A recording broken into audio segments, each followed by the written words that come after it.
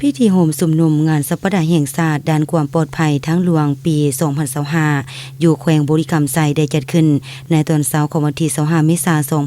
2025อยู่ที่เดินสวนสาธารณะท่านศรีสมพรโลวันไซใจกลางเทศบาลเมืองปากสันให้เกียรติเข้าร่วมของทานสนธนูธรรมวงศ์เจ้าแขวงบุรีรัมย์ไซทางเป็นประธานคณะกรรมการความปลอดภัยทางหลวงคันแขวงมีคณะกรรมการอนุกรรมการต่างหน้าแผนกการห้องการอ้อมข้างแขวงและน้องน้อยนักเรียนมัธยมศึกษาตอนปลายปากสันศรีธนไซปางเงียบและโรงเรียนแต่งทองเข้าร่วมท่านวิสัยภูมีหัวหน้าแผนกยุทธการและขนส่งแขวงบุรีรัมย์ไซได้รายงานให้ฮู้ว่าจุดประสงค์ของการห่มสุมนุมก็เพื่อจะตั้งปฏิบัติทิศทางแผนการของคณะกรรมการด้านความปลอดภัยทางหลวงกำหนดไว้เหตุให้ลดพรอัตราการเกิดอุบัติเหตุการสูญเสียชีวิตทรัพย์สินและผลกระทบอื่นๆต่อสังคมลดลงในแต่ละปีโดยการคุ้มครองความปลอดภัย5เสาคำคือการคุ้มครองความปลอดภัยทางหลวงการปรับปรุงความปลอดภัยด้านโครงสร้างพื้นฐานการคุ้มครองมาตรการเทคนิคของยานพาหนะการคุ้มครองพฤติกรรมผู้ใช้รถใช้ถนนและการช่วยเหลือฉุกเฉินหลังเกิดอุบัติเหตุโดยเฉพาะแม่นการโฆษณาปลุกจิตสำนึกความปลอดภัยทางหลวงให้วัยหนุ่มและทุกคนในสังคมตื่นตัวร่วมกันมีสติเอาใจใส่การขับขี่ที่ปลอดภัยการจัดงานสัปดาห์แห่งชาติด้านความปลอดภัยทางหลวงในแต่ละปี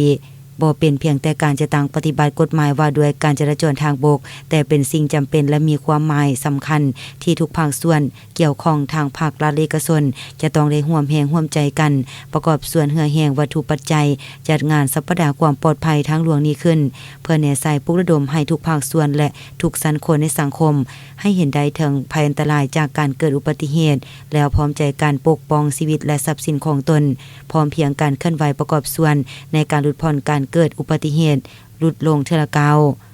ถึงว่าระยะผ่านมาได้โฆษณาปลุกจิตสำนึกในชุมชนผ่านสื่อทางออนไลน์และเวียกจะตั้งปฏิบัติกวดกาบังคับใช้กฎหมายและแผนกตำรวจจราจรแขวงได้นำใช้รถออกกวดการลาดตระเวนก็ตามในปีผ่านมาอุบัติเหตุเกิดขึ้นมีทั้งหมดจำนวน414ครั้งและมีผู้เสียชีวิตจำนวน61คนมูลค่าเสียหายถึง22กว่าตึกกีบสิ่งนี้มันได้แสดงให้เห็นถึงผลหายของอุบัติเหตุบนท้องถนนภายในแขวงของพวกเขาเป็นมูลค่าเสียหายมหาศาลดังนั้นในสังคมทุกภาคส่วนทุกเพศทุกวัยต้องคำนึงถึงภัยอันตรายของการขับขี่รถไวประมาทการดื่มสิ่งมึนเมาแล้วขับขี่ซึ่งเป็นสาเหตุส่วนใหญ่ของการเกิดอุบัติเหตุเกิดผลกระทบและผลสะท้อนต่อการดำรงชีวิตของสังคมต่อเศรษฐกิจและการพัฒนาของชาติเพื่อให้เป้าหมายในการลดผ่อนอุบัติเหตุในตอนหน้านั้นน้องน้อยนักเรียนต่างหน้าให้นักเรียนทั่วแขวงได้ขึ้นปฏิญาณตนเป็นเจ้าการปฏิบัติกฎระเบียบที่วางออกอย่างเข้มงวดและเข้าร่วมพิธีตัดแถบผ้าพิธีห่มสุมนุมงานสัปดาห์แห่งชาติด้านความปลอดภัยทางหลวงปี2025อยู่แขวงบุรีรัมย์ไซอย่างเป็นทางการ